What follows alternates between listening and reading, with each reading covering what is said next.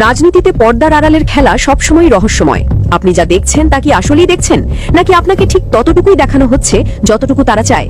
রাতের নিস্তব্ধতায় যখন পুরো দেশ গভীর ঘুমে আচ্ছন্ন থাকে, ঠিক তখনই খবরদার অন্ধকার করিডোরে রচিত হয় এমন কিছু রহস্য যা সাধারণ মানুষের কল্পনারও অতীত। দৃশ্যপটে কোনো কোলাহল নেই, কোনো রক্তের দাগ নেই, কিন্তু রাষ্ট্রের প্রতিটি শিরা উপশিরায় ছড়িয়ে দেওয়া হচ্ছে এক অদৃশ্য বিষ। কারা এই নেপথ্যের কারিগর? কেন সবাই সব জেনেও বোবা আর অন্ধ হয়ে আছে? আজ আমরা এমন এক খাদের কিনারায় দাঁড়িয়ে আছি যেখান থেকে নিচে তাকালে আপনার বিশ্বাসের শেষ সম্বলটুকুও চূর্ণ বিচূর্ণ হয়ে যাবে। প্রস্তুত হন, কারণ আজ আমরা উন্মোচন করব সেই অদেখা সত্য। বাংলাদেশের রাজনৈতিক ইতিহাসে ক্ষমতার রদবদল কোনো নতুন অধ্যায় নয়, কিন্তু গত ৩০টি দিনে এই বদ্বীপ যা দেখেছে তা যে কোনো রাজনৈতিক থ্রিলারকেও হার মানাবে। একটু খেয়াল করে দেখুন আপনার চারপাশের সরকারি দপ্তরগুলোর দিকে। খুব কি অচেনা লাগছে? লাগারই কথা, কারণ গত এক মাসের ব্যবধানে রাষ্ট্রের প্রায় ৯০% গুরুত্বপূর্ণ প্রতিষ্ঠান সম্পূর্ণ নতুন একটি রাজনৈতিক বলয়ের অনুসারীদের দিয়ে ভরাট করে ফেলা হয়েছে। এটি কোনো জাদুর কাঠি নয়, বরং এটি একটি সুনিপুণভাবে সাজানো পর্দার আড়ালের ষড়যন্ত্র। যে কাজগুলো গুছিয়ে আনতে পূর্ববর্তী সরকারের পুরো ১৭টি বছর লেগেছিল, প্রশাসনকে নিজেদের মতো করে সাজাতে গিয়ে তাদের যে কাঠখড় পোড়াতে হয়েছিল, বর্তমান কুশীলবরা সেই একই কাজ সম্পন্ন করেছে চোখের পলকে। কোনো বড় ধরনের আন্দোলন নেই, রাজপথে কোনো টায়ার পোড়ানোর গন্ধ নেই, তবুও পুরো দেশের প্রশাসনিক কাঠামো যেন রাতারাতি খোলনলচে বদলে গেল। এই অবিশ্বাস্য দ্রুতগতি এবং নিখুঁত বাস্তবায়ন আমাদের বাধ্য করছে একটি প্রশ্ন করতে: কারা বসে আছে এই নিয়ন্ত্রণের স্টিয়ারিংয়ে? এই নিখুঁত পালাবদলের উত্তর খুঁজতে হলে আমাদের দেশের মানচিত্র পেরিয়ে তাকাতে হবে সীমান্তের ওপারে। একটা সময় ছিল যখন একটি নির্দিষ্ট রাজনৈতিক দলের শীর্ষ নেতা কোনোভাবেই দেশের মাটিতে পা রাখতে পারছিলেন না। তার সামনে দাঁড়িয়েছিল এক অদৃশ্য এবং দুর্ভেদ্য বাধার দেয়াল। কিন্তু রাজনীতির ময়দানে কোনো সমীকরণই চিরস্থায়ী নয়। আমাদের গভীর অনুসন্ধানে উঠে এসেছে এমন এক তথ্য যা জানলে আপনার চোখ কপালে উঠবে। যখন সেই শীর্ষ নেতার দেশে ফেরা নিয়ে সব আশার আলো নিভে যাচ্ছিল, ঠিক তখনই দৃশ্যপটে হাজির হন শিলংয়ে অবস্থানরত সেই বিশেষ ব্যক্তি এবং পত্রিকার এক অত্যন্ত প্রভাবশালী মুখ। তাদের গন্তব্য ছিল ভারতের নীতি নির্ধারক মহল, একটি রুদ্ধদ্বার বৈঠক, কিছু গোপন শর্ত এবং একটি অভাবনীয় নেগোসিয়েশন। এই সমঝোতার পরদিনই যেন জাদুর মতো সব দরজা খুলে যায়, অদৃশ্য বাধার দেয়াল ভেঙে চুরমার হয়ে যায় এবং দেশে ফেরেন সেই শীর্ষ নেতা। সবচেয়ে বিস্ময়কর ব্যাপার হলো, সম্প্রতি খোদ ভারতের ক্ষমতাসীন দল বিজেপির একজন নেতার ফাঁস হওয়া ভিডিওতে ঠিক এই গোপন চুক্তিরই প্রতিধ্বনি শোনা গেছে। তিনি প্রকাশ্যে সেই সমঝোতার কথা স্বীকার করেছেন, অথচ আমাদের দেশের রাষ্ট্রযন্ত্র এই বিষয়ে একেবারেই নিশ্চুপ। যদি এই দাবি মিথ্যাই হয়, তবে কেন কোনো তীব্র প্রতিবাদ বা আন্তর্জাতিকভাবে এর খণ্ডন করা হলো না? এই নীরবতা কি তবে কোনো বৃহত্তর চুক্তির অংশ? এই চুক্তি তো ছিল কেবল এক জাদুর চাবি, কিন্তু সেই চাবি দিয়ে যে সিন্দুকটি খোলা হয়েছে তার ভেতরের দৃশ্য দেখলে আপনার রক্তহীন করা অবস্থা হবে। রাজনীতির সাধারণ ব্যাকরণ বলে, যারা জনগণের রায় প্রত্যাখ্যাত হয় তারা আস্থা করে নিক্ষিপ্ত হয়, কিন্তু এখানে চিত্রটা সম্পূর্ণ উল্টো। আপনি কি বিশ্বাস করবেন, গত নির্বাচনে যে ব্যক্তিরা নিজ নিজ এলাকায় জনগণের ন্যূনতম আস্থা অর্জন করতে পারেনি, যারা ব্যালট বক্সের লড়াইয়ে শোচনীয়ভাবে পরাজিত হয়েছিল, আজ তারাই পুরো একটি জেলার ভাগ্য বিধাতা। হ্যাঁ, পরাজিত সেই রাজনৈতিক মুখগুলোই এখন জেলা প্রশাসক হিসাবে রাষ্ট্রের প্রতিটি গুরুত্বপূর্ণ সিদ্ধান্ত নিয়ন্ত্রণ করছে। এটি কোনো প্রশাসনিক পদায়ন নয়, এটি এক চূড়ান্ত নীল নকশা। যাদের জনগণ প্রত্যাখ্যান করেছে তাদের হাতেই তুলে দেওয়া হয়েছে শাসনের লাঠি। কেন এই অদ্ভুত এবং ভয়ঙ্কর জুয়া? উত্তরটা খুব সহজ। যারা একবার হেরে গেছে তাদের হারানোর ভয় নেই। তারা এখন মরিয়া হয়ে ক্ষমতার এই প্রতিদান দিতে রাষ্ট্রের প্রতিটি রন্ধ্রে দলীয়করণের বিষ ছড়িয়ে দিচ্ছে। ১৭ বছর ধরে পূর্ববর্তী সরকার যা করতে ভয় পেয়েছিল, এই মাস্টার মাইন্ডরা তা করে দেখালো মাত্র কয়েক সপ্তাহে।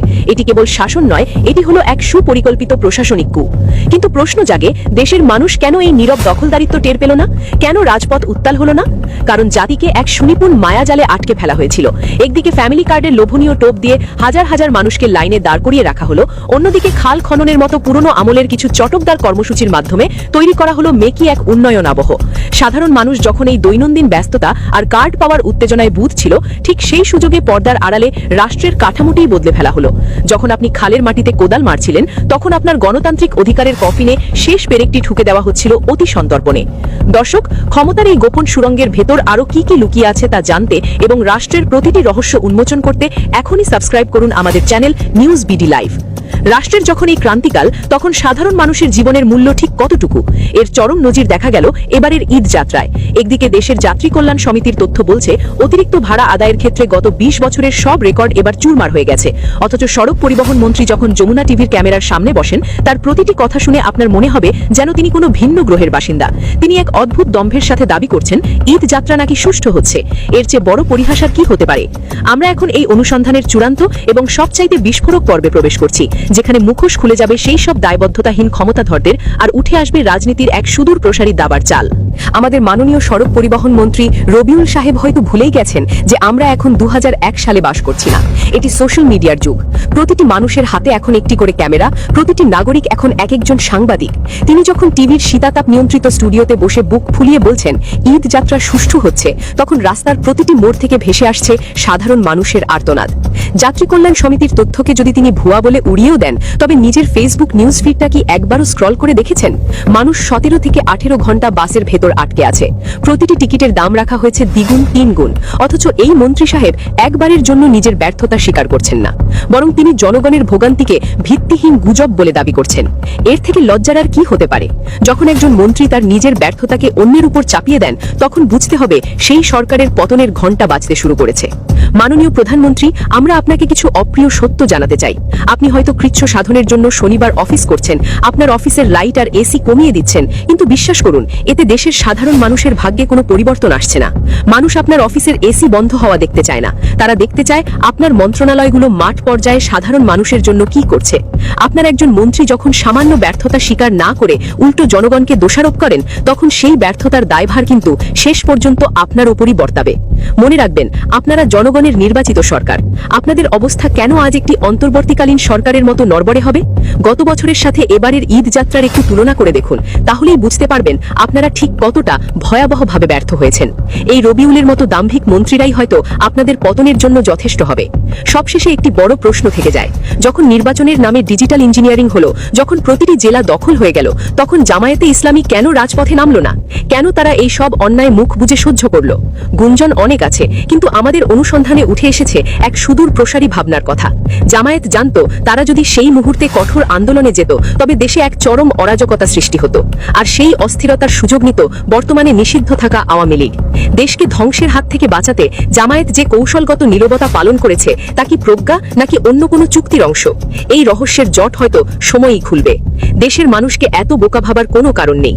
চোখের ওপর রঙিন চশমা পরিয়ে বেশি দিন সত্যকে ঢেকে রাখা যায় না।